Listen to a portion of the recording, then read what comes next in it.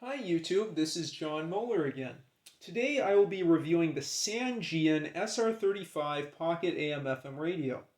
This is my dad's, but he's generously letting me use it while he spends more time listening to his GE Super Radio, as we saw in my past video.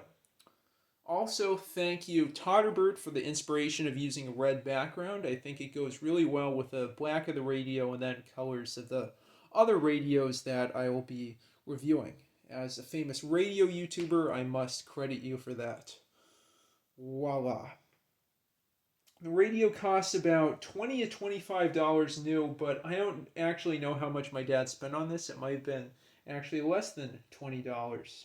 There's two versions of this. The older one with Sangean in gold lettering, and then a newer one that has red lettering for Sangean and I think for the slide rule frequency indicators. Apparently the red one is not quite as good as this older golden one, but I don't have one to tell. I just had seen that in some reviews online. It's an interesting radio. It looks like a standard analog radio, but it's actually more complicated than that. This has a digital signal processor inside, as you'd see in the Texans and other Sangeans. So it's actually a DSP radio with analog tuning. Analog slide rule tuning, which is interesting. The sound quality is amazing. Many people say that it's the best in radios of this class, but there are some issues with AM. You'll hear lots of snap, crackle, pop, jump from station to station. My dad doesn't like this quite as much as his SR-39 Walkman, a real classic, probably for that reason. It does take a few tries tuning the dial on AM to hit DX distance stations. The FM reception is amazing, but this is only mono in its output like most other analog transistor radios. It runs on two AA batteries, as we can see here, and there's a really nice feature with that battery cover. You'll notice it stays attached, so there's very little risk of losing that as long as you're careful. It has an excellent battery life. I guess you get 60, 70, 75 hours at moderate volume. It has a nice long 17-inch antenna that locks down at the base. Pull that out and extend it. Nice single telescopic whip. And that can rotate around behind the radio and up, not just go straight up. Close that back up again. And the AM antenna, like just about every other radio, is a ferrite rod coil that's inside, I believe, at the top here. So you just rotate the radio in the direction of the station that you're tuning in. Again, on the back are the antenna and case screws if you wanted to open it up. A spot for a carry strap right up there. And now when I flip to the left side, we find the headphone jack there, and then the on switch. It's a combined switch and then volume dial. Some people like this, some don't, because I heard it's not quite as reliable as having a separate switch and then separate volume dial. Okay, the speaker is large. It has really nice sound quality. You can see it filling up the bottom of the front panel. There's a nice matte finish, so it won't attract scratches, but there is a glossy finish on top that has a nice feel, but will attract a few more scratches. There's a green tuning LED. This is excellent. It's both helpful for finding the frequency of the station that you want, and it's also good for directions. You'll see, say, when I was tuning WONE Dayton earlier today, it was green when I was pointed towards Dayton, and then when I pointed perpendicular in direction, it went off again.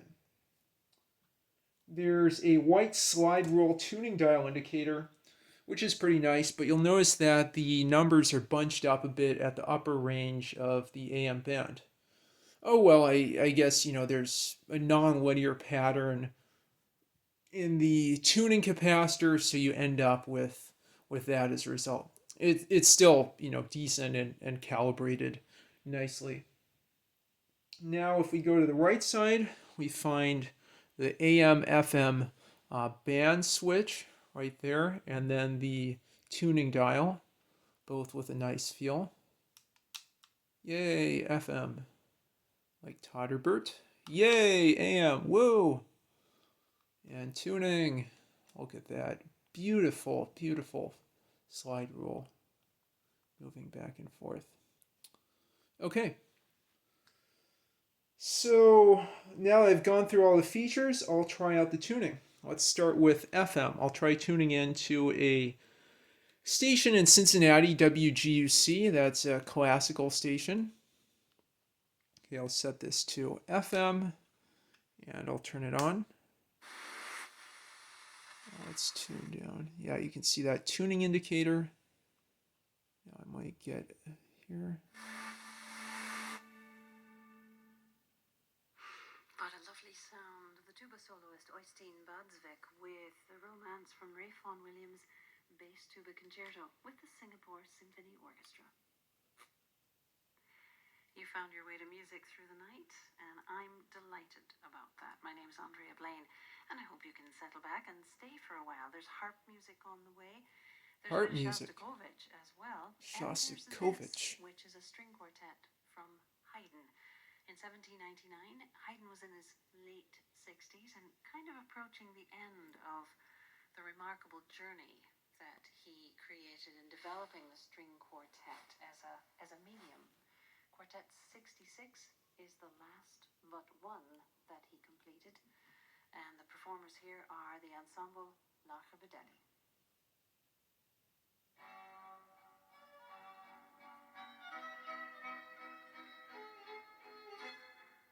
Yeah, so you can see beautiful, beautiful audio quality in the FM band.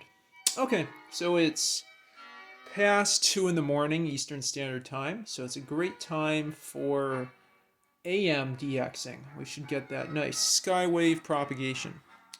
Let's go around here, flip to AM, and then rotate down that antenna. I don't need that.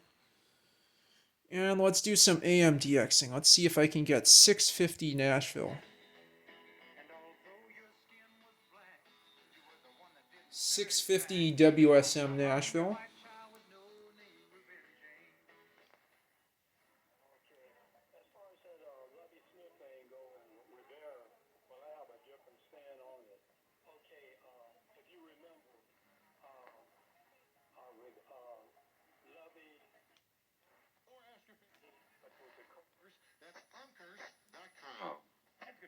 Yeah, I see here a little bit of crackling. Now let's get something really strong, WLW Cincinnati. Every morning at 2:30, you watch the Johnny Carson show on Antenna TV every night. Johnny's monologue. There you go. 312-981-7200. That's the phone number. The Green Man. .com.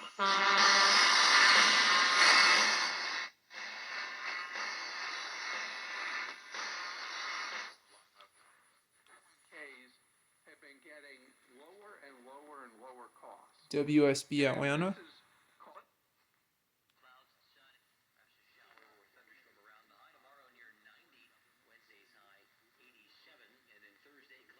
Maybe WBBM or WJR. That question and more, and we'll go to your phone calls in a bit here on Coast to Coast AM. Or maybe that's WBBM. See if I get CJBC Toronto. It'll be clear from the French. Yep. What did I tell you?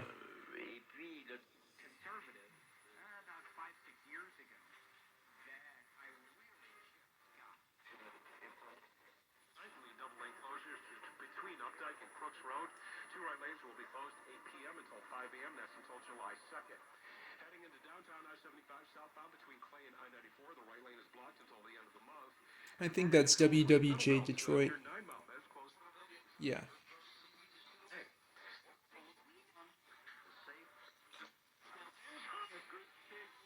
Less discomfort sound good to you? Try CBD, the safe, peaceful, and natural alternative. Here with PLN's program. Distillery.com/Nori. Again, that's cbdistillery.com/Nori. Not available. KMOX and WTAM somewhere in here. One veteran with special needs. When you volunteer with PLN's program to be one vet, In the lowland of the city of Damascus have been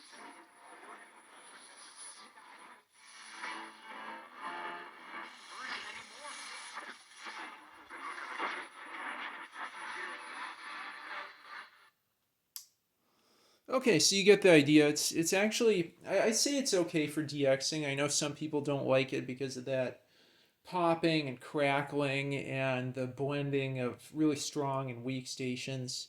It gets kind of hard to focus on the weaker stations, but you could see, I could pick up Nashville, Toronto, Chicago pretty well from here in Cincinnati. So that said, I hope you enjoyed my review of the SR-35. I think it's a great radio. It's definitely worth the price.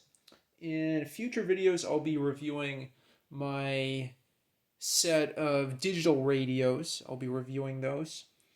And I'm hoping to add a true analog radio to the mix based on discussions with Jeff King, who has an excellent collection of radios in Jacksonville, Florida.